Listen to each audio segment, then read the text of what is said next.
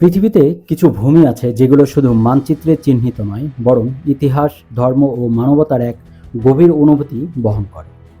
এমন একটি পবিত্র স্থান হলো গাজা। শত শত বছর ধরে এই ভূমি ছিল সভ্যতার মিলনস্থল, নবীদের স্মৃতি আর বরকতের কেন্দ্র। কিন্তু আজ এই একই ভূমি যুদ্ধ, দখল আর অবরোধের কারণে পরিণত হয়েছে মানবতার সবচেয়ে বেদনাময় অধ্যায়ে। আজকের ভিডিওতে আমরা জানব গাজা কেন পবিত্র, কেন এই ভূমির জন্য মুসলিম বিশ্ব এত আবেগী এবং কিভাবে গাজার মানুষ অমানবিক পরিস্থিতির মাঝেও অটল ঈমান ও সাহসে টিকে আছে। আসুন কয়েক মিনিট সময় নিয়ে গাজার ইতিহাস, বেদনা ও মর্যাদার গল্প, সত্য, মানবতা ও আশার গল্প। আপনি যদি গাজাকে সাপোর্ট করেন তাহলে অবশ্যই চ্যানেলটি সাবস্ক্রাইব করে আমাদের সাথেই থাকুন।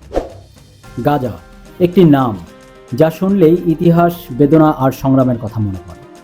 ফিলিস্তিনের দক্ষিণ পশ্চিমে ভূমধ্য সাগরের তীরে অবস্থিত এই ক্ষুদ্র ভূখণ্ড শুধু ভৌগোলিকভাবে নয়, ধর্মীয় ও মানবিক দিক থেকেও গভীর তাৎপর্য।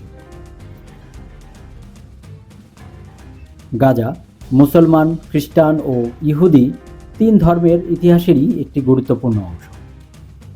ইসলামী ইতিহাসের এই ভূমি বরকতময় হিসেবে বিবেচিত হয়। বলা হয় এখানে বহু নবী রাসূলের পদচিহ্ন রয়েছে। গাজা থেকে নবী ইব্রাহিম আলাইহিস সালামের পদচারণা শুরু হয়েছিল। এখানে জন্মেছিলেন নবী হযরত মুহাম্মদ সাল্লাল্লাহু আলাইহি ওয়াসাল্লামের প্রিয় সাহাবী হাশিম ইবনে আব্দে মানাফ, যিনি নবী করিম সাল্লাল্লাহু আলাইহি সাল্লামের পরদাদা। তাই গাজাকে মদিনাতুল হাশিম বা হাশিমের শহর নামেও ডাকা হয়।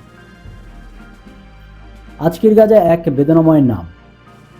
দীর্ঘ দখল, যুদ্ধ আর অবরোধের জর্জরিত এই ভূমিতে মানবতায় আহাজারি প্রতিদিনই শোনা যায়। শিশুদের কান্না, ধ্বংসস্তূপে ভেঙে পড়া ঘরবাড়ি, হাসপাতালের সামনে কাতার, আর্তনাদ, আর সবকিছু যেন মানবতার বিবেককে কড়া নাড়ে। তবুও গাজার মানুষ হাল ছাড়ে না। তাদের ঈমান, ধৈর্য আর আত্মত্যাগ মুসলিম বিশ্বের জন্য এক অনুপ্রেরণা। তারা বিশ্বাস করে আল্লাহ তাআলা একদিন ন্যায় প্রতিষ্ঠা করবেন আর গাজা ফিরে পাবে তার প্রকৃত মর্যাদা। গাজা কেবল একটি ভূখণ্ড নয়, এটি প্রতিরোধের প্রতীক, অবিচারের বিরুদ্ধে মাথা উঁচু করে দাঁড়ানোর শক্তি।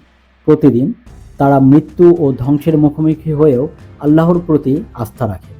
তাদের এই ঈমান, দৃঢ়তা সমগ্র বিশ্বের মানুষের জন্য এক শিক্ষণীয় দৃষ্টান্ত। গাজা আমাদের চোখে শুধু যুদ্ধ বিধ্বস্ত এক ভূমি নয়, বরং এটি ঈমান, আত্মত্যাগ ও মানবতার এক অমর প্রতীক। পৃথিবীর যতদিন অন্যায় থাকবে ততদিন গাজার নাম উচ্চারিত হবে সত্য ও ন্যায়ের প্রতিরোধের প্রতীক হিসেবে। আমরা সবাই যেন গাজার মানুষের জন্য দোয়া করি এবং তাদের পাশে দাঁড়াই।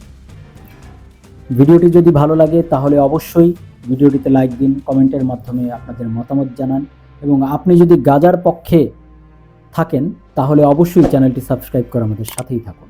ধন্যবাদ।